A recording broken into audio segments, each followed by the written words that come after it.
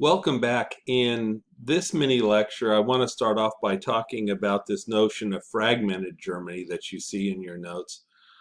We should feel pretty comfortable, I think, as students of American history and American politics with this notion of fragmentation. After all, our country was a colony for a long period of time, over a century and a half, in which we had strong regional identities as New Yorkers or Virginians or Carolinians.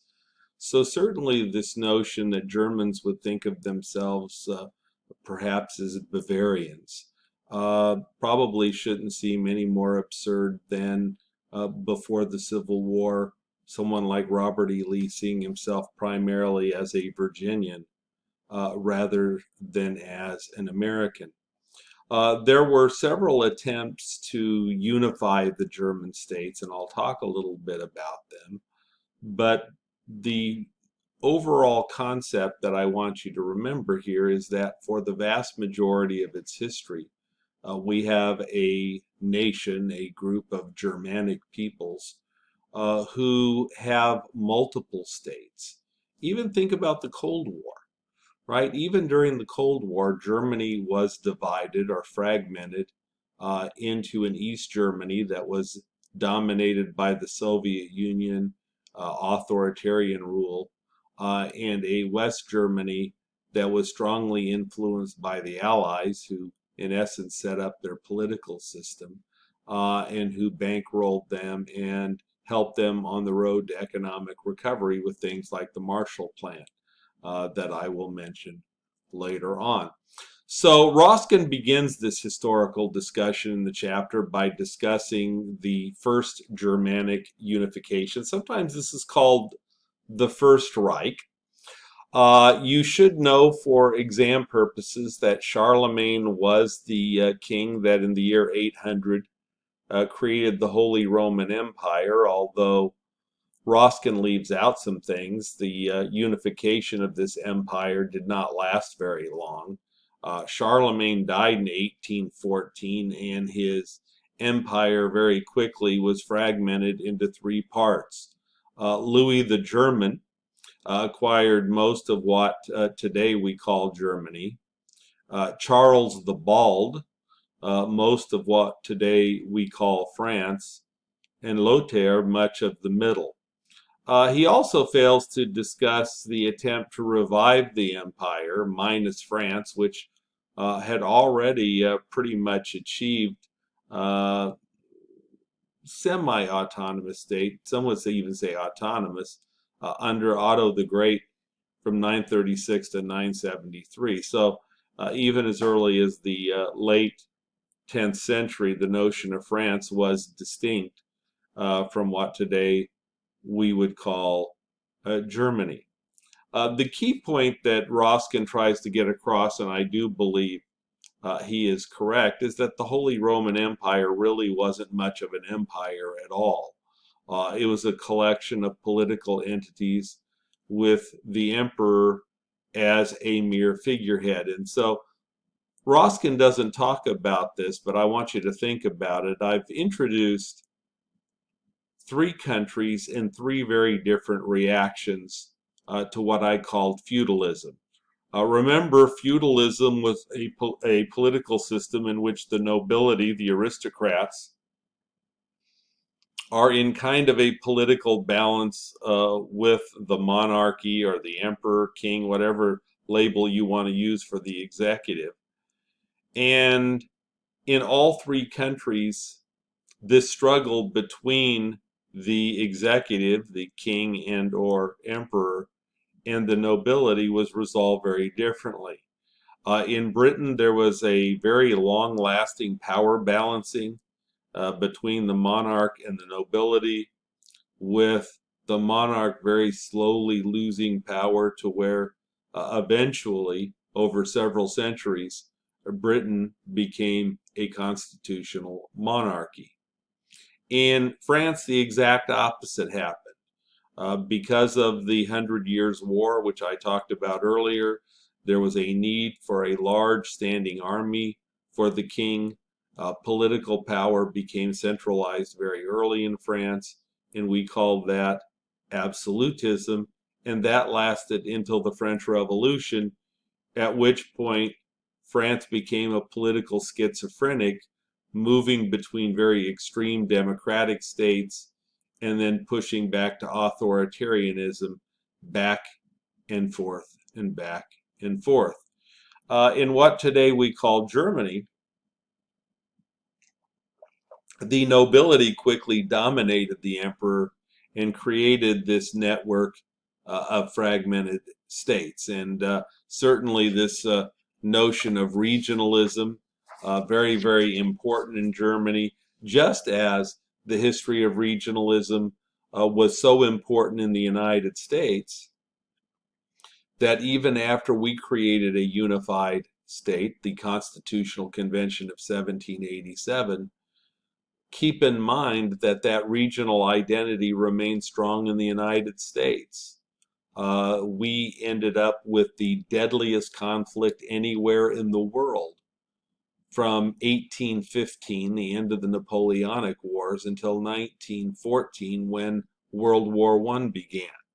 And so the Civil War has lots of layers to it, but one of them, remember, goes back to that crisis of identity, that in the United States, Northerners and Southerners viewed themselves very differently in 1861.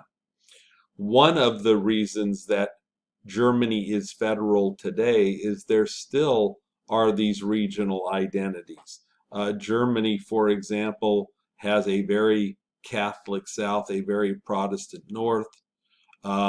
Germany has an eastern sector that was under authoritarian rule from the end of World War II until 1990. The West did not. So you have an East-West split and you have a North-South split in Germany. Roskin also discusses the ever-shifting boundaries of what today we call Germany. Roskin points out that Germany was its largest during what is often called the Second Reich under Bismarckian rule and shrunk after World War I. Germany was divided or fragmented again after World War II, as I pointed out earlier, into West and East Germany. And so keep in mind that Germany has now been reunified for only about 30 years or so. And there still are significant political differences between the people of the North, the people of the South, the people of the East, and the people of the West. And I'll talk about those more when we talk about German institutions and we talk about political parties and elections. Now, there was some thought that perhaps a unifying force for the German peoples might be religion. It might be Catholicism. I put some stars there. The Habsburgs were, for centuries, the long monopoly crown of the Holy Roman Empire, going back to Rudolph of Habsburg in the late 13th century. They were the leading Catholic dynasty that attempted to Catholicize Europe. And one thing that I would just point out is I'm always saying that we're a little bit closer to history than you might think. My wife, who I call the Fuhrer in class, she is a distant relative of the Habsburgs. And in fact, one of her memories of childhood is having lunch with Claudia Habsburg, who would have been a princess or possibly future queen if in fact the Habsburgs were still a ruling dynasty. So these monarchs did seem, at least for a while, to potentially offer a sense of partial unification to the Germanic peoples and potentially the peoples of Europe. But of course, another factor came in that kept the country from being unified, and that was the Protestant Reformation. And so the Reformation is really the catalyst that creates what I call the traditional divide in Germany. the traditional divide would be this north-south split. So Martin Luther was a Catholic priest who believed that the Roman Catholic Church had become corrupt and ungodly and demanded that the church reform, thus the name Reformation. This created a split amongst the German people that exists to this day. The northern princes revolted by adopting Lutheranism. The southern princes remained Catholic. And today, if you take a look at Germany, Germany is nearly evenly divided with a Protestant north and a Catholic south. The northern states are more liberal in their voting patterns.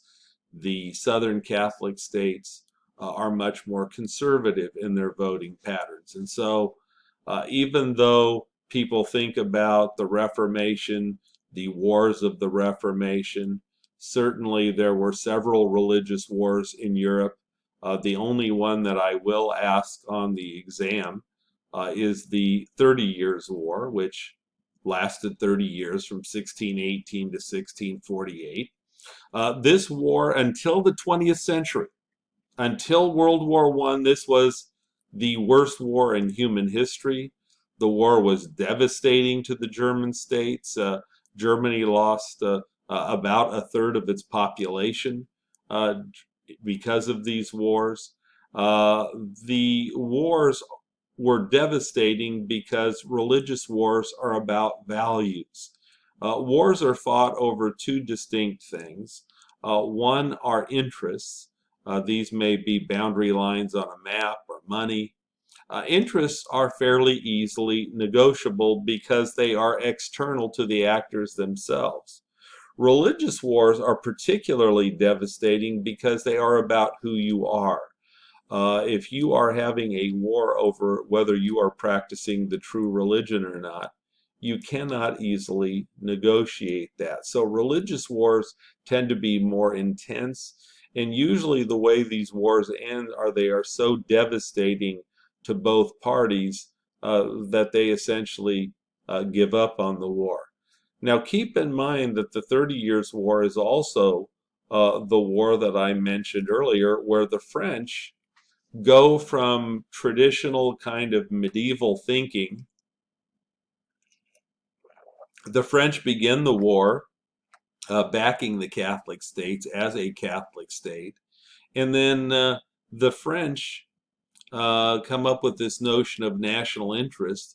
They are fearful that if the Catholic states win, that the Habsburgs and the Austrians will become the dominant Catholic power in Europe, and so they reverse course and they end up backing the Protestants, and this ends up resulting essentially in a draw.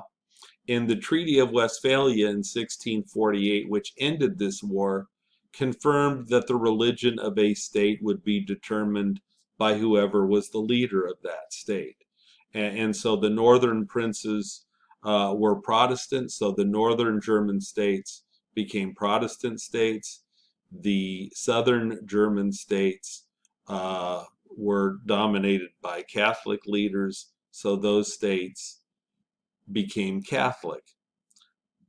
The war, however, had fragmented Germany both religiously and politically, and that in 1648, when the 30 Years' War ended, what today we call Germany was a collection of about 360 different states or political entities. The split of Germany into these religious camps created centuries of distrust between Germans of differing religious denominations.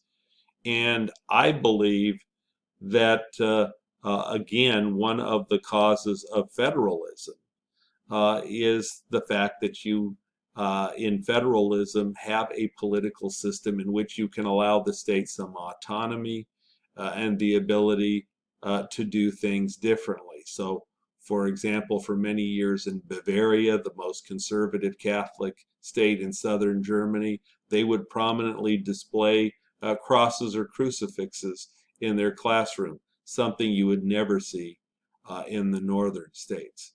We'll talk about another group that tries to unify Germany next.